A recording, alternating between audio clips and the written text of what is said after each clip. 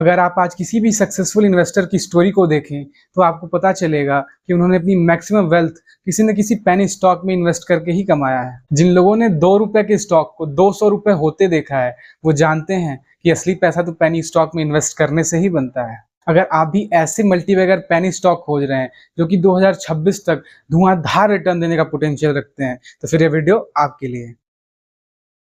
दोस्तों, अगर हम अपने पहले मल्टीबैगर पेनी स्टॉक लिस्ट के स्टॉक की बात करें तो उसका नाम है IRFC। इसे आप लोग अच्छे तरीके से जानते होंगे। अगर हम IRFC के बिजनेस को आसान भाषा में समझने की कोशिश करें तो IRFC एक सरकारी कंपनी है जो कि इंडियन रेलवे को इंफ्रास्ट्रक्चर डेवलप करने के लिए पैसे देती है। इंडियन रेलवे जितने भी रेलवे स्टेशन बनाती है, रेलवे ट्रैक्स बिछाती है या फिर जो भी इंफ्रास्ट्रक्चर डेवलपमेंट के काम करती है, उसको ये सब काम करने के पैसे IRFC ही देती है और बदले में एक छोटा सा इंटरेस्ट चार्ज करती है। IRFC का बिजनेस ऐसा है कि इसको कभी लॉस हो ही नहीं सकता और इसका रेवेन्यू लगातार बढ़ता जा रहा है। IRFC के लिए सबसे बड़ी बात यह है कि इसके ऊपर गवर्नमेंट का सपोर्ट है, इसीलिए स्टॉक इन्वेस्टर्स के लिए बहुत ज्यादा अट्रैक्टिव बन चुका है। और सबसे बड़ी बात कि स्टॉक अभी भी पेनी स्टॉक है। इन सभी फैक्टर्स को देखने के बाद हम ये कह सकते हैं कि IRFC 2026 तक एक मल्टीबैगर स्टॉक बन सकता है। अगर आप IRFC में लॉन्ग टर्म के लिए इन्वेस्ट करना चाहते हैं तो धीरे धीरे SIP फॉर्म में इन्वेस्ट कर सकते हैं, लेकिन इन्वेस्टमेंट से पहले अपनी थोड़ी सी रिसर्च जरूर कर लें।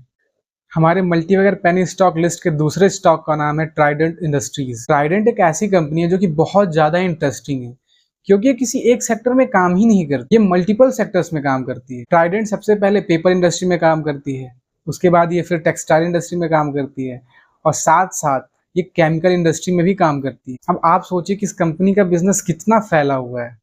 और उससे भी बड़ी बात, ये अपने प्रोडक्ट्स को इंडिया में तो बेचते ही हैं, साथ में उसको एक्सपोर्ट भी करते हैं और छोटा मोटा एक्सपोर्ट नहीं करते, अपनी मैन्युफैक्चरिंग का एक बहुत बड़ा पोर्शन ही एक्सपोर्ट करते हैं, जिस वजह से इस कंपनी का रेवेन्यू हर साल बढ़ता जा रहा है। और उससे भी बड़ी बात, इस कंपनी के ऊपर बहुत कम डेट यानी कर्जा है, जिस वजह से ट्राइडेंट एक ऐसा स्टॉक बन चुका है जो कि इन्वेस्टमेंट करने के हर एक चेकलिस्ट को टिक करता जा रहा है। और ये सभी रीजन कंबाइन होकर के इस स्टॉक को एक सेफ पेनी स्टॉक बना देते हैं। और कई सारी ब्रोकरेज कंपनियां भी इस स्टॉक के ऊपर बुलिश हैं, जैसे कि मोतीलाल ओसवाल ने ट्राइडेंट के ऊपर 73 रुपए का टारगेट सेट किया, जो कि इसके करंट प्राइस से 2.5 गुना का रिटर्न होता है। इन सभी रीजन को कंसीडर करने के बाद मुझे तो लग रहा है भाई कि ट्राइडेंट 2026 तक छप्पर फाड़ रिटर्न देने वाला है। लेकिन एक बात ध्यान रखें, कहीं पे भी इन्वेस्टमेंट करने से पहले अपना रिसर्च जरूर करें, किसी की बातों में ना आए, भले ही वो मैं हूं या फिर कोई भी हो। अपना रिसर्च करना बहुत जरूरी है। आप दूसरों की राय सुन सकते हैं लेकिन डिसीजन आप खुद लीजिए। अब चलिए मल्टीबैगर पेनी स्टॉक लिस्ट के तीसरे स्टॉक की तरफ बढ़ते हैं, जिसका नाम है सुज़लोन।